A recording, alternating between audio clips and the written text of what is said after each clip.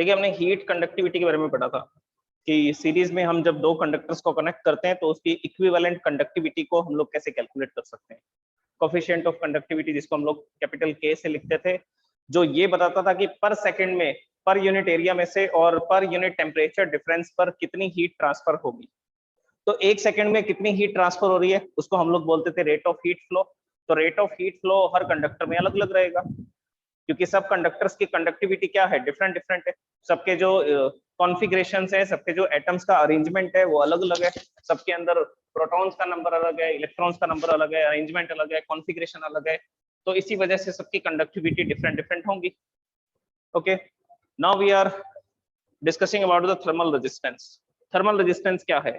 It is the opposition in the flow of heat. It is the opposition in the flow of heat from hot end to the cold end of the body. Hot end to cold end of the body. देखो इसको मैं आपको comparison में समझाऊंगा। Comparison किसके साथ करना है? तो आंसर है इलेक्ट्रिकल रेजिस्टेंस के साथ। इलेक्ट्रिकल रेजिस्टेंस क्या होता है?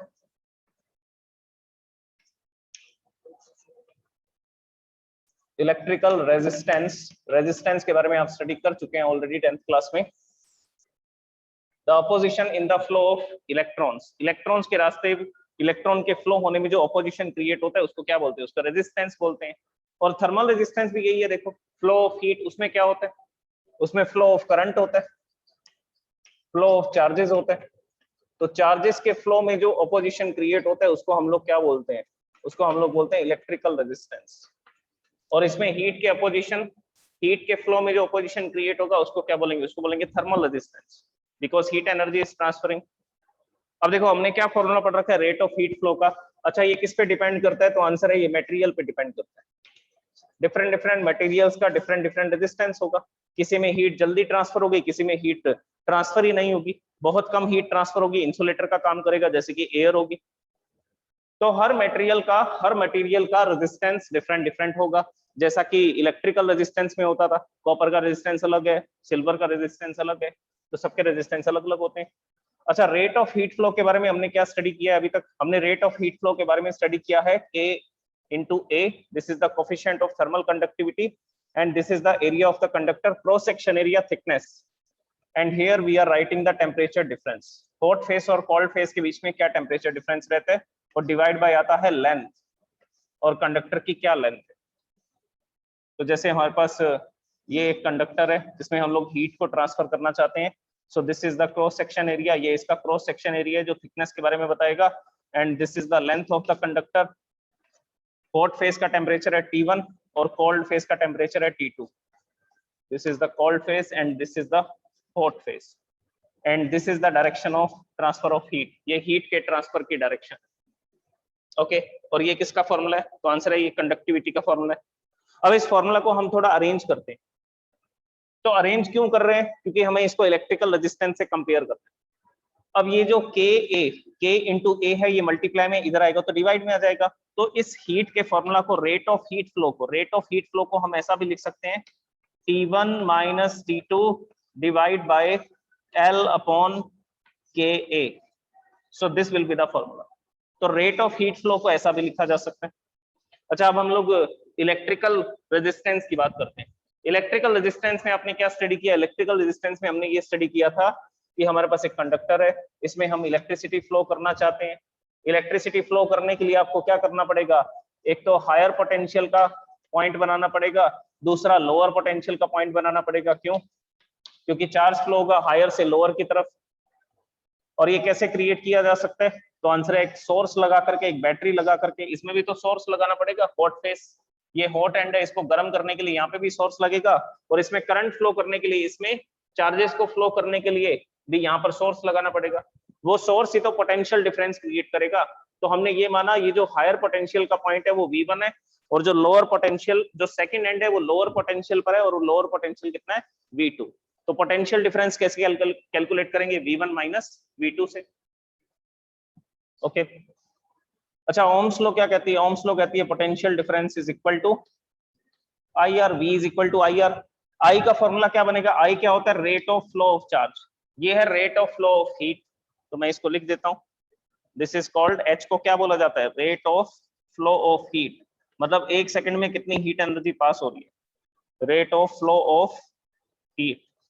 और ये जो करंट होता है इसको क्या बोलते हैं, इसको बोलते हैं rate of flow of charge, उसमें पर सेकंड चार्ज फ्लो हो रहा है, इसमें पर सेकंड हीट फ्लो हो रही है। तो I की वैल्यू क्या आएगी यहाँ पे, I इज इक्वल टू क्या आएगा, V अपॉन R आएगा। V क्या है, पोटेंशियल डिफरेंस। पोटेंशियल डिफरेंस कैसे कैलकुलेट करते हैं, V1 माइनस V2 से, और रेजिस्टेंस को किससे लिखा जाता है, कैपिटल R से। तो ये फॉर्मूला हो गया इलेक्ट्रिक करंट का, ये हीट करंट का फॉर्मूला, ये इलेक्ट्रिक करंट का फॉर्मूला। आप इसको क्या बोल सकते हैं, इसको हम लोग इलेक्ट्रिक करंट भी बोलते हैं, या बोलते हैं rate of flow of charge, इसको हम लोग rate of flow of heat बोलते हैं, या इसको हम लोग बोलते हैं हीट करंट। तो ये हीट करंट का फॉर्मूला है, वो इलेक्ट्रिक करंट का फॉर्मूला है। This is equation first, this is equation second. अब इन दोनों को कंपेयर करना है, कंपेयर करने पर क्या होगा, कंपेयर करने पर एक रिजल्ट आएगा, वो रिजल्ट आपको क्या बताएगा, वो बताएगा कि थर्मल रेजिस्टेंस का क्या फॉर्मूला होगा। ओके अब इन इक्वेशन फर्स्ट और इक्वेशन सेकंड का कंपैरिजन देखिए, ये है electrical current, electric current, rate of flow of charge, and ये है rate of flow of heat, और you can say that heat current. Now we are comparing the equation 1 and equation second, equation first और equation second को compare करते हैं। Compare करने पर देखिए क्या रिजल्ट आएगा।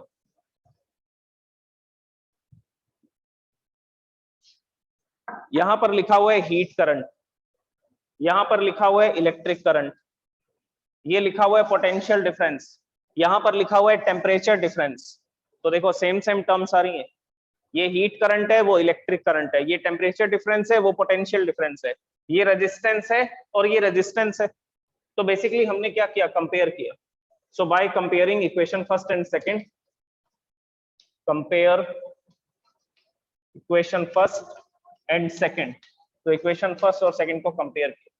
कंपेयर करने पर ये रिजल्ट सामने आ रहा है कि रेजिस्टेंस क्या है, L upon KA। Which resistance, this is the thermal resistance. ये कौन से रेजिस्टेंस की बात कर रहे हैं हम, ये हम लोग थर्मल रेजिस्टेंस की बात कर रहे हैं। और ये कैसे निकाला फॉर्मूला, तो आंसर है कंपैरिजन से। ये हीट करंट का फॉर्मूला है, ये इलेक्ट्रिक करंट का फॉर्मूला है। ये पोटेंशियल डिफरेंस है, और यहाँ पर ये टेम्परेचर डिफरेंस है, ये रेजिस्टेंस है और ये रेजिस्टेंस है। तो इनके कंपैरिजन से हमने रेजिस्टेंस का फॉर्मूला बनाया इक्वेशन फर्स्ट और सेकंड से।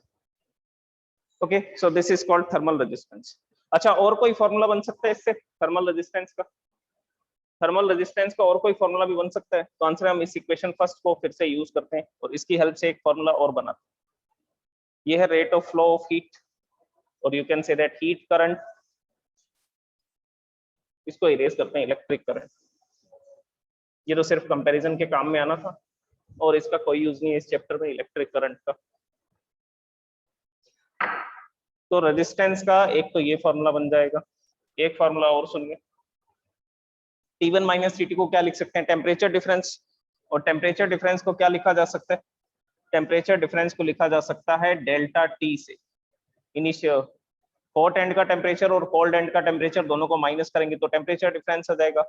और L अपॉन KA, इसको क्या लिखा जा सकता है, इसको लिख सकते हैं थर्मल रेजिस्टेंस R। तो ये बन गया R का फॉर्मूला। तो थर्मल रेजिस्टेंस की एक डेफिनेशन और आ सकती है, यहाँ से R इधर आ जाएगा, H इधर आ जाएगा, इसको एक्सचेंज कर दीजिए। So the formula of thermal resistance will be H delta T upon H, temperature difference divided by heat current, the rate of flow of heat। तो बेसिकली एक फॉर्मूला और बन सकते हैं। तो थर्मल रेजिस्टेंस के ये दो फॉर्मूला है, ये दोनों फॉर्मूला थर्मल रेजिस्टेंस के, L अपॉन KA और you can say that delta T upon H। अच्छा अब आप इसके बारे में डिस्कस करते हैं हम लोग कि ये जो थर्मल रेजिस्टेंस है ये कौन कौन सी क्वांटिटीज पे डिपेंड करता है। सबसे पहले तो ये डिपेंड करता है लेंथ पे, लेंथ जितनी ज्यादा होगी रेजिस्टेंस उतना ही ज्यादा होगा, मतलब कि हीट के फ्लो होने में उतना ही ज्यादा समय लगेगा, उतना ही ज्यादा टाइम लगेगा। जैसे कि हमारे पास ये कंडक्टर है, इस कंडक्टर की लेंथ है L, और ये जो कंडक्टर है, दूसरा कंडक्टर लिया हमने, इस कंडक्टर की जो लेंथ है वो है 2L।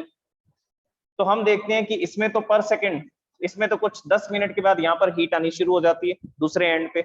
ये एंड को हमने गर्म करना शुरू किया, दूसरे एंड पे पर सेकंड 100 जूल की एनर्जी आ रही है। लेकिन इस कंडक्टर में जब एक्सपेरिमेंट कर रहे हैं तो यहाँ पर हम हर सेकंड में, हर एक सेकंड में 100 जूल की एनर्जी दे रहे हैं, लेकिन दूसरी तरफ वो एनर्जी आने में 20 मिनट लग गए। 20 मिनट लग गए तो क्या हो गया, this is rate of flow of heat. अगर टाइम ज्यादा लगेगा तो फ्लो ऑफ हीट क्या हो जाएगा, rate of flow of heat क्या हो जाएगा, कम हो जाएगा। तो इसमें हीट अब धीरे आएगी, इसमें हीट को आने में 10 मिनट लगे दूसरे एंड तक, इसमें हीट को आने में 20 मिनट लगे। तो हमने बोला कि इसका रेजिस्टेंस ज्यादा है, क्योंकि ये हीट को आने में क्या लगा रहा है, टाइम ज्यादा लगा रहा है, 20 मिनट लग रहे हैं, इसको डबल टाइम लग रहा है। तो सीधी सी बात ये बनती है that thermal resistance is directly proportionate to the length of the conductor and thermal resistance is inversely proportionate to the cross section area of the conductor. ये same to same electrical resistance के जैसा ही आ रहा है, cross section area of the conductor. अब देखिए comparison क्या है, ये पहला कंडक्टर है जिसका एरिया ए है, लेंथ एल है। ये मैंने दूसरा कंडक्टर लिया, ये दूसरा कंडक्टर है जिसकी लेंथ एल है लेकिन एरिया इसका 2a है। अगर एरिया डबल कर देंगे तो रेजिस्टेंस कम हो जाएगा। इसमें पर सेकंड 100 जूल की एनर्जी आ रही है, इसमें पर सेकंड 200 जूल की एनर्जी आएगी। क्यों? क्योंकि इतना क्रॉस सेक्शन 100 जूल को ट्रांसफर कर रहा है, नेक्स्ट क्रॉस सेक्शन 100 जूल को ट्रांसफर कर रहा है। तो डबल एरिया करने का मतलब है कि आपने क्रॉस सेक्शन एरिया को डबल कर दिया। तो एक क्रॉस सेक्शन 100 जूल ट्रांसफर कर रहा है, दूसरा क्रॉस सेक्शन भी 100 जूल ट्रांसफर कर रहा है, तो बेसिकली टोटल एनर्जी कितनी जाएगी, 200 जूल पर सेकंड। अगर पहले से ज्यादा एनर्जी ट्रांसफर हो रही है तो रेजिस्टेंस क्या हो चुका होगा, रेजिस्टेंस कम हो चुका होगा। तो लेंथ इंक्रीज करने से थर्मल रेजिस्टेंस बढ़ता है, हीट को ट्रांसफर होने में टाइम लगेगा, लेकिन एरिया इंक्रीज करने से, क्रॉस सेक्शन एरिया थिकनेस को इंक्रीज करने से रेजिस्टेंस कम हो जाएगा और हीट ट्रांसफर की जो रेट है वो इंक्रीज हो जाएगी, मतलब कि हीट अब पहले से जल्दी ट्रांसफर होगी। Okay, so this is the thermal resistance. और किस पे डिपेंड करता है, और इसके फॉर्मूला में के भी तो आ रहा है। के का मतलब है कि ये कंडक्टिविटी पे भी डिपेंड करेगा। Resistance is inversely proportionate to conductivity. Obviously यही रिलेशन होना चाहिए, जिसकी कंडक्टिविटी ज्यादा है मतलब अच्छा कंडक्टर है, उसका रेजिस्टेंस कम होगा। जिसकी कंडक्टिविटी कम है, जैसे कि रबर हो गया, प्लास्टिक हो गया, जिनकी कंडक्टिविटी बहुत कम है, जिनकी कंडक्टिविटी कम है उसका रेजिस्टेंस ज्यादा होगा। उसका रेजिस्टेंस क्या होगा, उसका रेजिस्टेंस ज्यादा होगा। तो जिसकी कंडक्टिविटी अच्छी है ऑब्वियसली उसका रेजिस्टेंस कम है, वो इजीली हीट को ट्रांसफर कर पा रहे। सो this is the thermal resistance, इसको थर्मल रेजिस्टेंस बोला जाता है। और ये सब कुछ हमने कैसे कैलकुलेट किया, इलेक्ट्रिसिटी के कंपैरिजन से, इलेक्ट्रिकल रेजिस्टेंस के कंपैरिजन से। अब हम लोग डिस्कस करते हैं, देखो सीरीज कॉम्बिनेशन तो हम पढ़ चुके थे, अब हम कंडक्टर का पैरेलल कॉम्बिनेशन पढ़ते हैं, जिसमें हम लोग क्या करेंगे, दो कंडक्टर को पैरेलल में कनेक्ट करेंगे और देखेंगे कि पर सेकंड वो कितनी हीट को ट्रांसफर कर सकते हैं और उसके क्या इक्विवेलेंट कंडक्टिविटी के फॉर्मूलाज बनेंगे और क्या क्या स्पेशल केसेस हैं उसके। अब सीरीज और पैरेलल का पहले तो डिफरेंस समझ लो, कैसे पता लगेगा कि कोई कंडक्टर सीरीज में है या पैरेलल में। पैरेलल का डायग्राम बनाता हूं पहले मैं, फिर हम लोग इसको सीरीज कॉम्बिनेशन के साथ कंपेयर कर।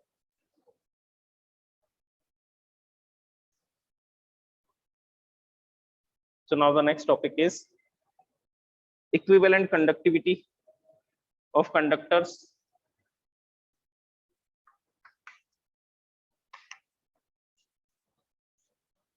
equivalent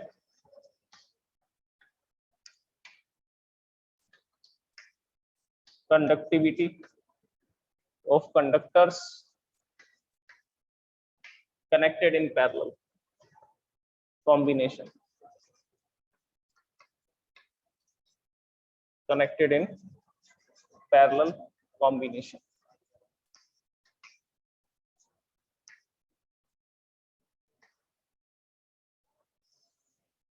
इसका डायग्राम देखिए और पैरामीटर्स को समझते हैं, फिर इसका फॉर्मूला बनाते हैं इक्विवेलेंट कंडक्टिविटी का। तो सबसे पहले हम लोग कंडक्टर्स दिखाते हैं जो किसमें कनेक्टेड है, जो पैरेलल में कनेक्टेड है।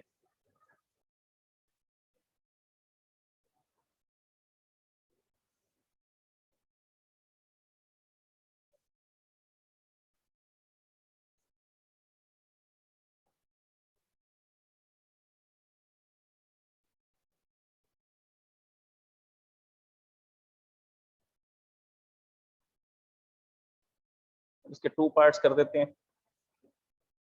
2 कंडक्टर दिखाने हैं ना, ये फर्स्ट कंडक्टर हो गया और एक सेकंड कंडक्टर, दोनों किस में कनेक्टेड दिख रहे हैं, दोनों कनेक्टेड दिख रहे हैं parallel combination.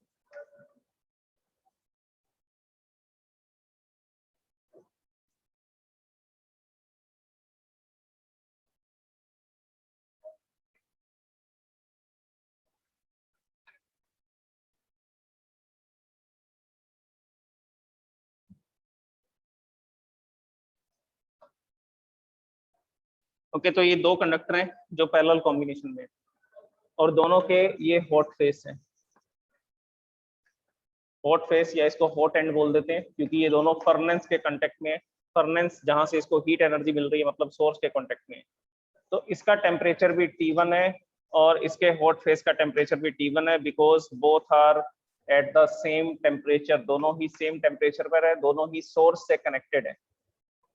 And these are the cold end, ये इनके कौन से एंड होंगे, ये इनके कोल्ड एंड होंगे।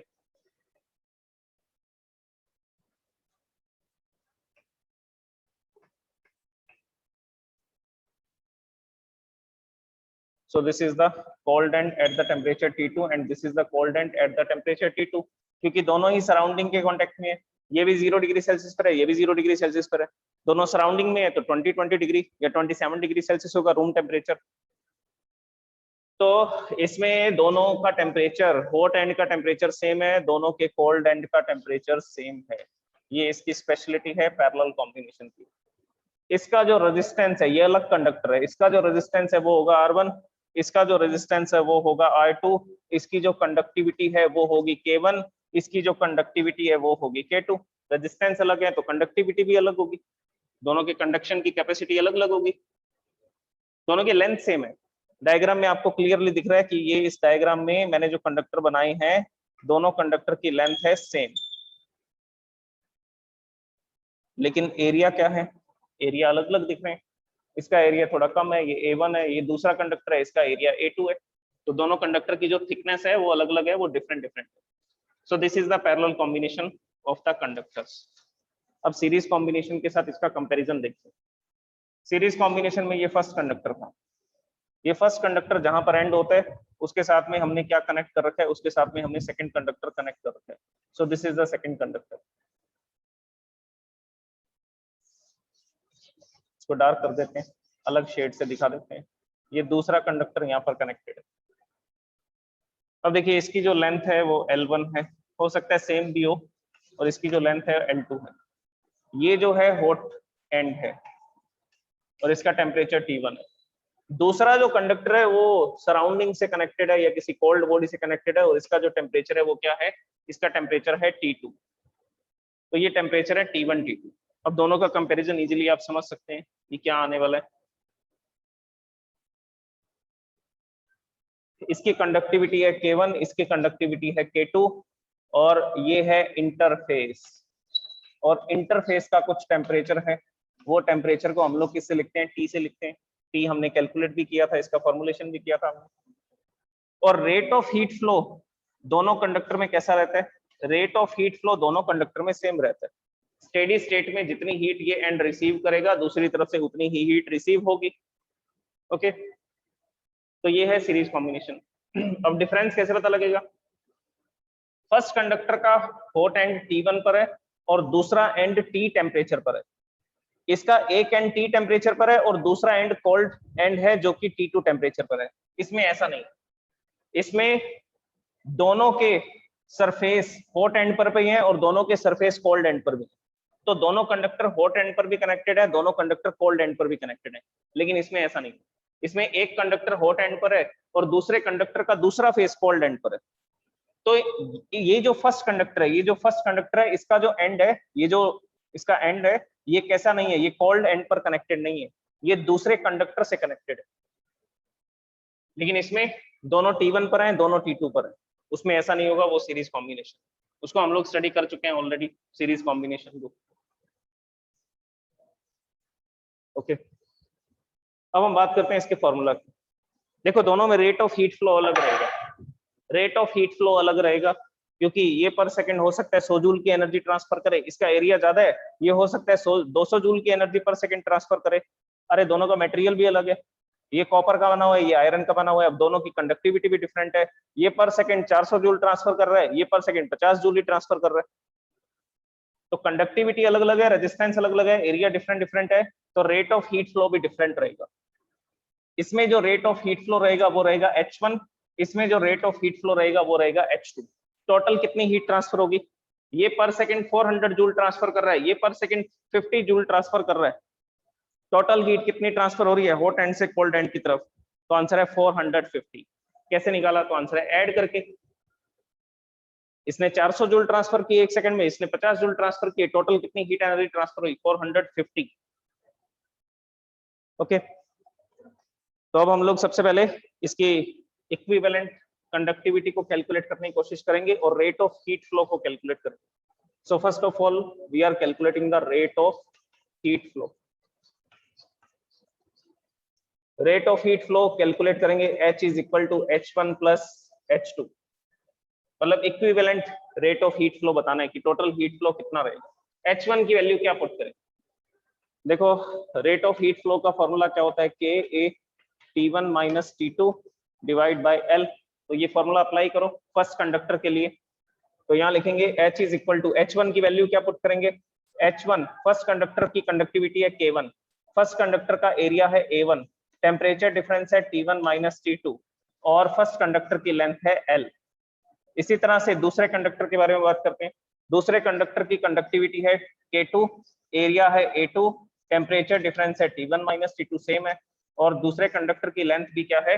दूसरे कंडक्टर की लेंथ भी L है। अब इसमें से क्या कॉमन आ रहा है? कॉमन लेते हैं और equivalent rate of heat flow का फॉर्मूला बनाते हैं। सो H इज इक्वल टू, तो मैं यहाँ पे लिखूंगा T1 माइनस T2। अब इसमें एक ट्रिक लगा रहे हैं हम। मैंने अभी आपको रेजिस्टेंस का फॉर्मूला बताया था। रेजिस्टेंस का फॉर्मूला क्या होता है? L upon Ka।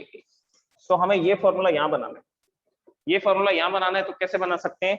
ये Ka मल्टीप्लाई में इधर आएगा तो डिवाइड में आ जाएगा।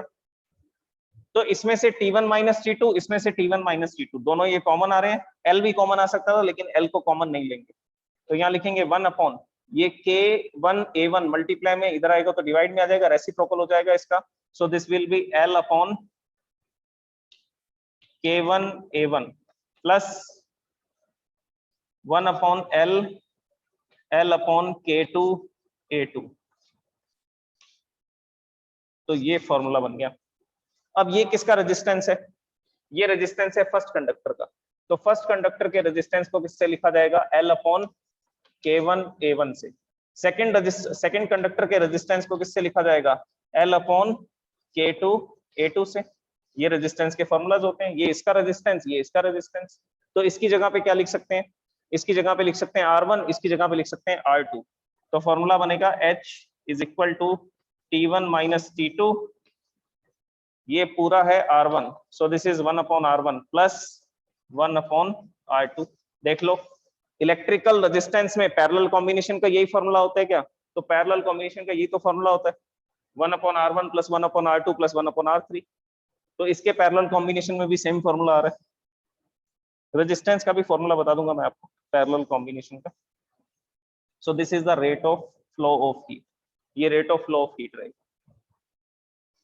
टोटल इतनी हीट ट्रांसफर होगी 1 सेकंड में। अब हम इसका एक सिंपल डायग्राम बनाते हैं। उस डायग्राम में हम ये रिप्रेजेंट करेंगे कि अगर ये दोनों कंडक्टर की टोटल कंडक्टिविटी को हम लोग K मान लें, ये दोनों कंडक्टर की टोटल कंडक्टिविटी को अगर K मान लिया जाए तो उस समय पर इसका रेट ऑफ हीट फ्लो कितना रहेगा। तो इसके लिए मैं अब डायग्राम बनाता हूं। डायग्राम ये होगा कि इसमें दोनों जो कंडक्टर्स हैं वो हमने ऐसे कंसीडर किए कि दोनों एक ही कंडक्टर, दोनों मिलकर के हीट को ट्रांसफर कर रहे हैं और दोनों के दोनों कंडक्टर एक कंडक्टर के बराबर काम कर रहे हैं। अब इसका एरिया A1 था, ये जो कंडक्टर था ऊपर वाला, इसका एरिया था A1, इसका एरिया था A2। टोटल एरिया कितना आएगा? तो आंसर है इसका टोटल एरिया हम लोग लिख देते हैं कैपिटल A1 प्लस A2। इसी तरह से दोनों की लेंथ तो सेम ही है, तो लेंथ में तो कोई चेंज नहीं करना, एल ही लिखा जाएगा। और कंडक्टिविटी, इसकी कंडक्टिविटी K1 है, इसकी कंडक्टिविटी K2 है, लेकिन हम ऐसा मान रहे हैं कि दोनों कंडक्टर पर सेकंड टोटल कितनी हीट एनर्जी ट्रांसफर कर रहे हैं, कैपिटल की। So if equivalent conductivity is capital K, then rate of heat flow, तो उस समय पर रेट ऑफ हीट फ्लो क्या रहेगा, रेट ऑफ हीट फ्लो रहेगा H। फॉर्मूला लगाते हैं, जनरल फॉर्मूला, K कंडक्टिविटी, दोनों कंडक्टर की कंडक्टिविटी K मानी जा रही है, ये देखो यहाँ लिखा हुआ है, इक्विवेलेंट कंडक्टिविटी K है। एरिया दोनों का क्या लेंगे, दोनों का एरिया कैपिटल ए लेंगे, या आप इसको A1 प्लस A2 भी लिख सकते हैं, दोनों कंडक्टर के एरिया को क्या लिख सकते हैं, A1 प्लस A2 भी लिख सकते हैं, ओके, नहीं तो कैपिटल ए भी लिख सकते हैं। और टेम्परेचर डिफरेंस क्या है, T1 माइनस T2, ये जो हॉट फेस है वो T1 पर है और जो कोल्ड फेस है वो T2 पर है, और डिवाइड बाय क्या आएगा, डिवाइड बाय आएगा लेंथ। एक तो ये फॉर्मूला अप्लाई कर सकते हैं, ये फॉर्मूला भी अप्लाई कर सकते हैं, और ये जो KA है ये मल्टीप्लाई में इधर आएगा तो किसमें आ जाएगा, डिवाइड में। तो नेक्स्ट स्टेटमेंट देखिए क्या होगी, नेक्स्ट स्टेटमेंट होगी, यहाँ पर रह जाएगा T1 minus T2 divide by आ जाएगा, इसका रेसिप्रोकल कर दीजिए, so this will be L upon KA। L upon KA को क्या लिख सकते हैं, total resistance of the combination. तो मैंने यहां पर लिखा T1 minus T2 and this is the total resistance of the combination. तो ये हीट करंट का सेकंड फॉर्मूला बना, ये हीट करंट का फर्स्ट फॉर्मूला बना। अब इन दोनों फॉर्मूलाज को इक्वल रखते ही टोटल रेजिस्टेंस आ जाएगा, इक्विवेलेंट रेजिस्टेंस भी आ जाएगा और इक्विवेलेंट कंडक्टिविटी भी आ जाएगी, दोनों कैलकुलेशन कर सकते हैं इससे। ओके, अब मैं फर्स्ट इक्वेशन और सेकंड इक्वेशन को इक्वल रखता हूँ। फर्स्ट इक्वेशन और सेकंड इक्वेशन को इक्वल रखेंगे तो क्या फॉर्मूला बनेगा, देखिए ये फर्स्ट इक्वेशन है, इसको यहां लिख देते हैं हम लोग, H is equal to T1 minus T2 1 upon R1 plus 1 upon R2, this is the first equation, ये फर्स्ट इक्वेशन है।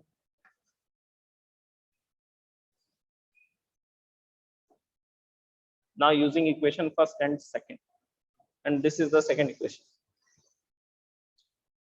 सेकेंड इक्वेशन कहती है हीट करंट कितना है, T1 minus T2 upon R। First equation कहती है हीट करंट कितना है, T1 minus T2 1 upon R1 plus 1 upon R2। So equation first is equal to equation second, both are describing the heat current, दोनों एक ही quantity को describe कर रही है, हीट करंट को। तो यहाँ लिखेंगे T1 माइनस T2, ये सेकंड इक्वेशन है, डिवाइड बाय R।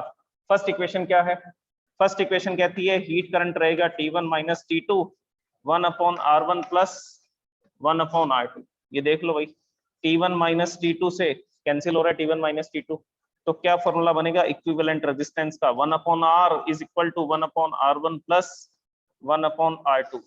और इसी तरह से अगर n कंडक्टर कनेक्टेड हो तो 1 upon R1 plus 1 upon R2 plus 1 upon R3 plus dash dash dash 1 upon Rn।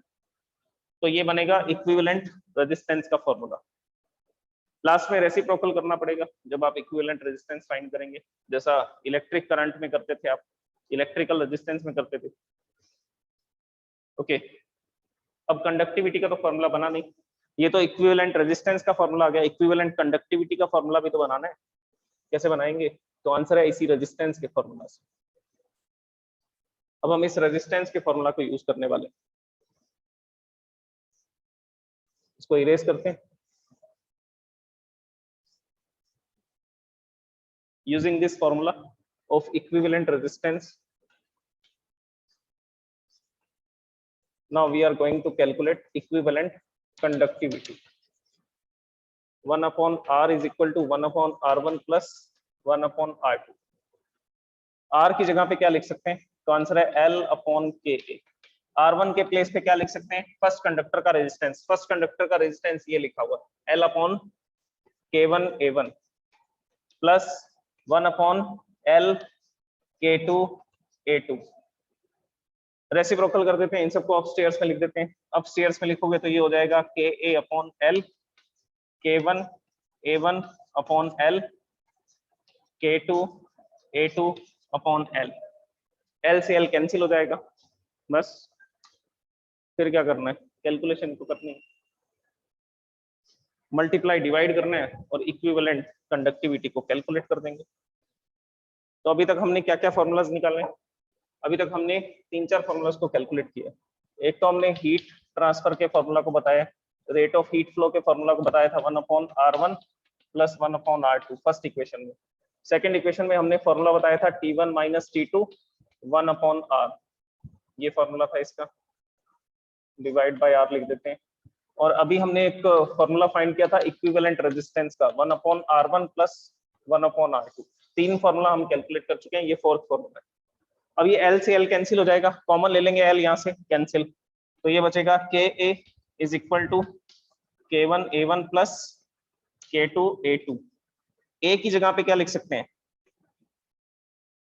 A1 + A2, so this is KA1 + K2A2 and divide by A। Divide by A को क्या लिख सकते हैं? Total area लिखा था ना ये, capital A, so K1A1 + K2A2 divide by A1 + A2।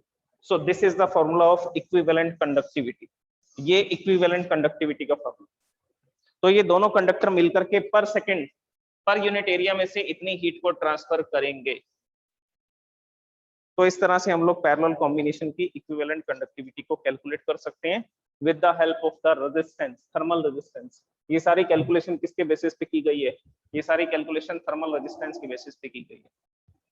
तो फॉर्मूला है K1A1 + K2A2 divide by A1 + A2। अगर दोनों का एरिया सेम हो तो ये जो दोनों कंडक्टर हैं, इसका एरिया भी A है, इसका एरिया भी A है, तो उस केस में, उस स्पेशल केस में क्या कंडक्टिविटी आएगी? तो यहाँ लिखते हैं हम लोग स्पेशल केस। स्पेशल केस में कंडक्टिविटी आएगी A1 = A2 = A। इसकी जगह भी A लिखेंगे, इसकी जगह भी A लिखेंगे, divide by A + A 2A। A से A कैंसिल हो जाएगा, इक्विवेलेंट कंडक्टिविटी का फॉर्मूला बनेगा K1 + K2 divide by 2। so this is the equivalent conductivity in this special case when both the conductors are of the same cross section area। जब दोनों conductor एक ही cross section area के होंगे। कल हम लोग डिस्कस करेंगे बहुत important topic, Newton's law of cooling. Newton's law of cooling के बाद छोटे छोटे टॉपिक बचेंगे 5-6, और फिर ये चैप्टर खत्म होगा। काफी बड़ा चैप्टर था, 80-90 पेजेस का चैप्टर है। नोट्स सिर्फ नोट्स की बात करें तो अभी न्यूमेरिकल्स अलग है,